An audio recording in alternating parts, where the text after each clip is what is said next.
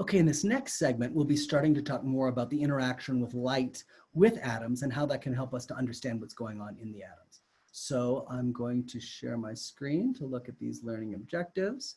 And so the learning objectives in this segment are going to be describe why it's important to understand light in order to probe matter at the atomic level, describe the Bohr model of the atom, and be able to use the Rydberg-Balmer formula to relate photon wavelength and hydrogen atom quantum level.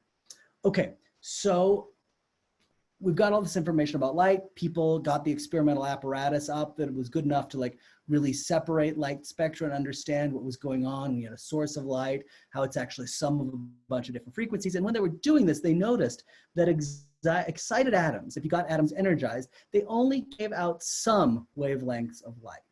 So, and so you get a line spectra, a series of discrete lines on an otherwise dark background as a result of light emitted by an excited atom. So it looks something like this. So if you had spectra coming out from a complex chemical, you get a lot of different things. But if you manage to get just a single element at a time, you started seeing interesting patterns. For example, the visible line spectrum of energetically excited sodium atom consists of a closely spaced pair of yellow lines. That's it. Hydrogen, the visible line spectrum of excited hydrogen atoms, consisted of 4 lines from indigo at 410 nanometers to red at 656 nanometers. So this was really weird, that an atom was only emitting certain wavelengths of light. You can look at absorption spectra as well, where you essentially see, you spread out the light and you see dark patches where where only some types of light were being absorbed. You can look at those as well. We'll focus more on emission spectrum. You can get the same information out of both of those. Okay.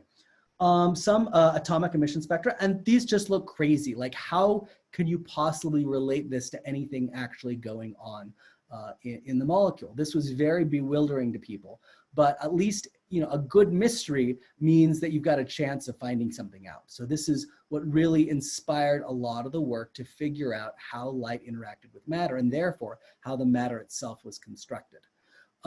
So one thing you should do is you should check out the flame test demo video. Here we've got the spectra, separated out into wavelengths. But what this translates into is you can actually see them come out, that if you actually burn elements like salts, like a strontium chloride or a calcium chloride, if you put those into a flame, that'll excite the energy in the atoms in those ions, and you will see very characteristic colors that match the spectra. For example, sodium gives off a yellow glow.